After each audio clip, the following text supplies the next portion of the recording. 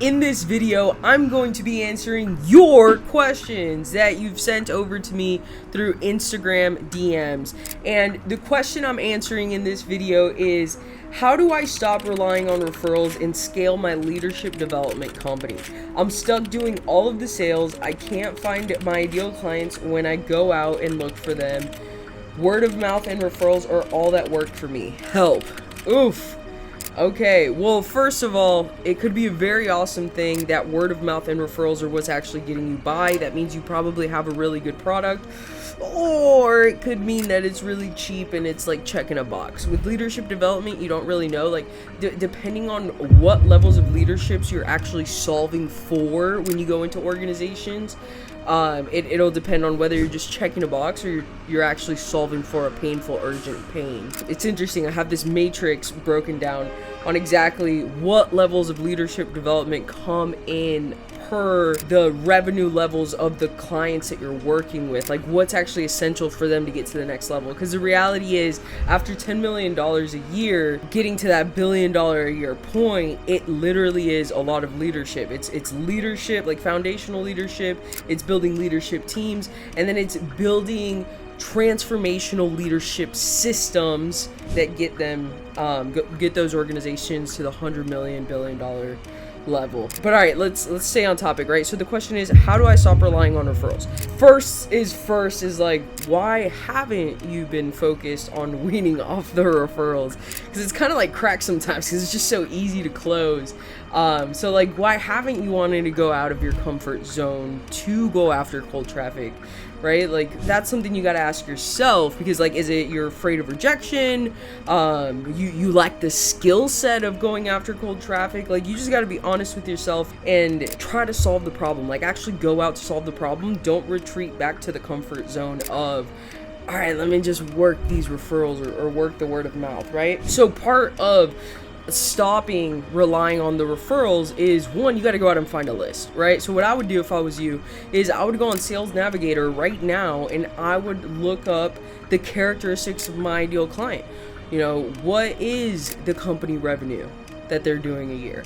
What is the employee headcount that they have? Where are they in the world? Are they US based? Like, what does that look like? And who is the decision maker? Who is the one that has the authority to pay your invoice? Whoever that is, those are the people that we need to go out and find. Once you got that list, you need to find out exactly what is it that's gonna cut through the noise for them. How do you solve their most painful, urgent problem that they're dealing with on a day-to-day basis in regards to what you offer?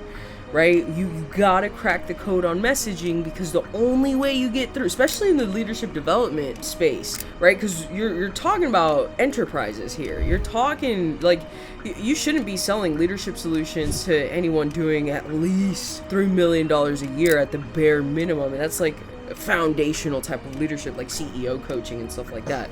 But my point is, you want to find a list of these people and you want to figure out what's their most painful, urgent problem that you can solve for, and then that's the messaging to get in the door with these people to get them into your sales process.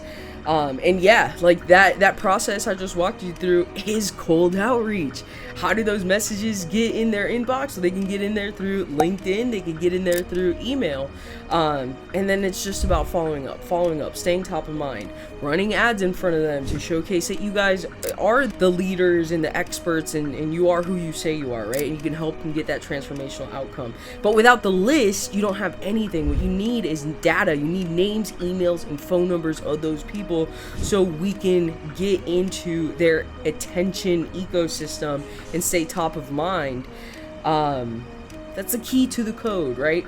It's going out there, getting in front of cold traffic, and figuring out what is the messaging that's gonna be able to nurture this completely cold traffic, turn them into warm traffic, then hot traffic, and then ideally a paying client, right? It's a completely different process than dealing just with hot traffic, because most of the time, 9 out of 10 times, hot traffic is ready to buy today. The trust has already been built. With cold traffic, it's all about nurturing them, getting them to have all those aha epiphany moments that they must have in order to see the value in what you bring and be able to give you money in exchange for a service. That is the key. And the whole objective with marketing, B2B marketing and sales, is to condense that time of content consumption, because it's content that they have to consume to get the aha moments, right? Ideally, it's content from you. It's not just what they're living in their personal lives. Whatever is happening in their personal and business lives should be congruent to the pains that you're pointing out in the content that you're feeding them through your content ecosystem, right? To get them to go through your sales process. So how do you stop relying on that? Well, you need to implement a cold outreach process, right? You need to create content.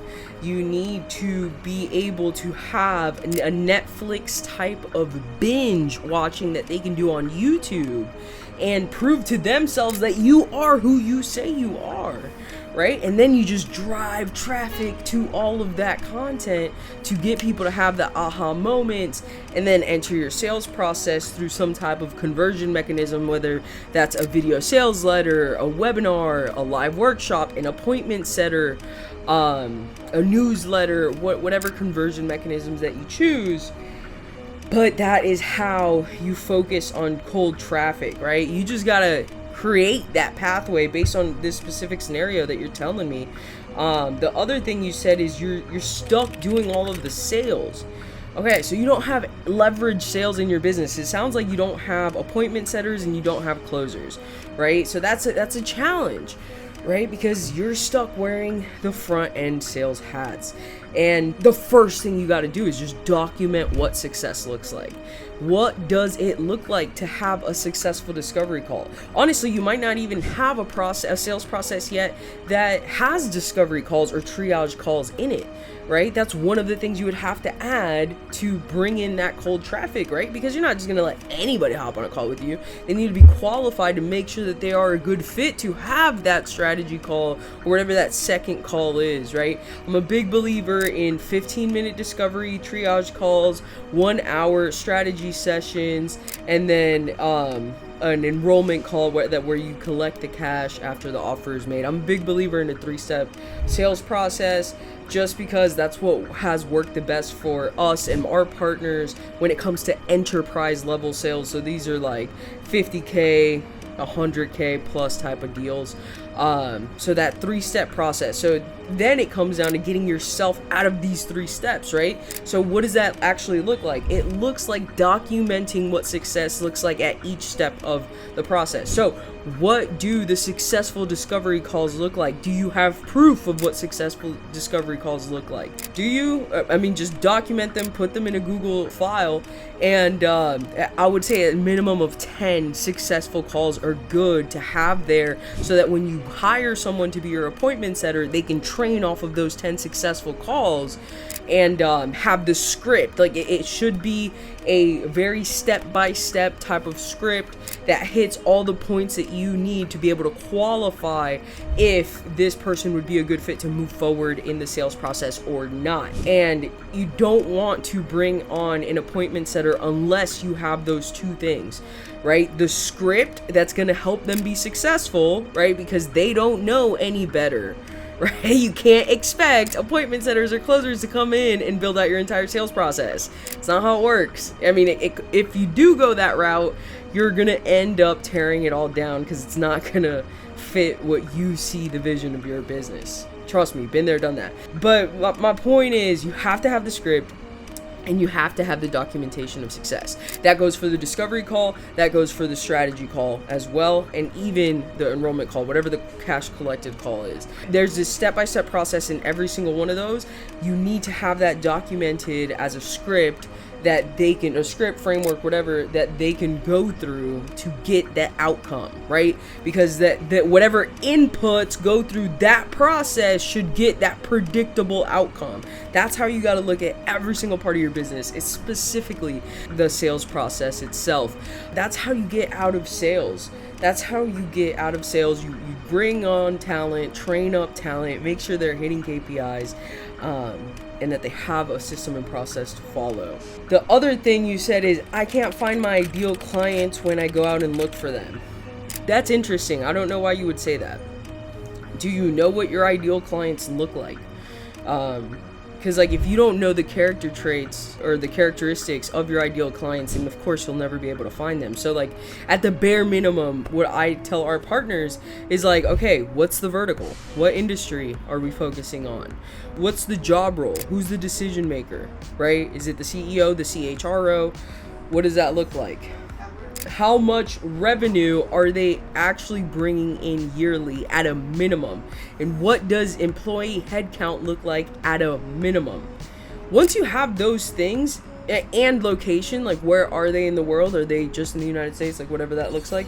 Once you have all those things, you have a very solid list of who your ideal clients are. And that's what you need to go and take out to Sales Navigator, like I mentioned earlier, and get that list. Get that list, because those are your dream clients. Those are the people that, you know, you need to work with.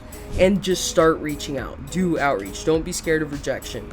Then you said word of mouth and referrals are all that work for me. Yeah, so if word of mouth and referrals are all that work, that's a little challenging, because that means that the hardest thing you're going to have to do, but it's going to have the highest level of impact in your business, is crack the messaging code on cold outreach. What I would suggest is you book a call with me and my team, quick 15-minute call, to see if we'd be a good fit to help you do this. Maybe turn this into a win-win situation, maybe turn this into a partnership.